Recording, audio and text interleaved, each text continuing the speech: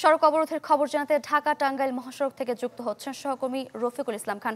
রফিক, এই যে তীব্র যানজট, সড়ক অবরোধ করে বিক্ষোভকারীরা কি বলছেন এবং সবশেষ পরিস্থিতি আমাদের জানাবেন। সারিকা সকাল 9টা থেকে কিন্তু ঢাকা টাঙ্গাইল মহাসড়কের মাঝের এলাকার শ্রমিকরা সড়ক অবরোধ করে রেখেছে। এই মুহূর্তে কিন্তু অবরোধ আছে। আপনাকে কিন্তু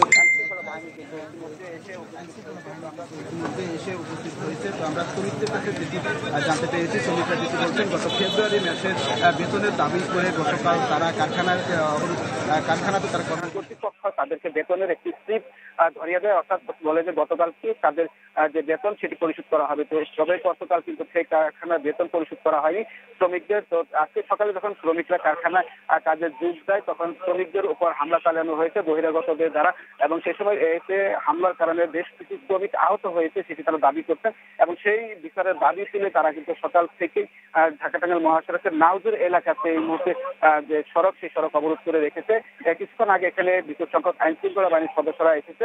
তারা এসে কিন্তু শ্রমিকদের সাথে কথা বলেছে। তো শ্রমিকদের অবরোধ প্রত্যাহার করার জন্য তারা আহ্বান জানিয়েছে, কিন্তু শ্রমিকরা তাদের প্রত্যাহারের কথা শুনে তারা কিন্তু শ্রমিকরা রাস্তা ছাড়েনি, এখনো তারা রাস্তাতে আছে। তারা দাবি যতক্ষণ পর্যন্ত তাদের বেতন এবং যে বহিরাগত লোক যে শ্রমিকদের উপর হামলা চালিয়েছে, বেশ কয়েকজন আহত হয়েছে, এই সমস্ত বিচার যতক্ষণ না হয় ততক্ষণ পর্যন্ত তারা আসলে এই মহাসড়ক ছাড়বেন না, ততক্ষণ পর্যন্ত তারা অবরোধ চালিয়ে যাবেন। এখন আইন শৃঙ্খলা বাহিনীর সদস্যরা আছে এখানে, দেখা যাক কতক্ষণ এই অবরোধ থাকে। এবং যে আপনি জানেন যে যেহেতু রোজা রমজানের দিন, আজকে যে গাজীপুরে দুটি মহাসড়ক রয়েছে, একটি হলো ঢাকা টাঙ্গাইল মহাসড়ক, একটি ঢাকা ময়মনসিংহ মহাসড়ক। দুটি মহাসড়কে কিন্তু সকাল থেকে মহাসড়ক অবরোধ হওয়ার কারণে মানুষকে কিন্তু চরম ভোগান্তিতে পড়তে হয়।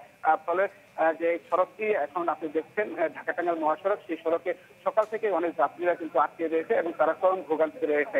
এখন দেখার বিষয় কতক্ষণ নাগাদ এই অবরোধ। ধন্যবাদ আপনাকে।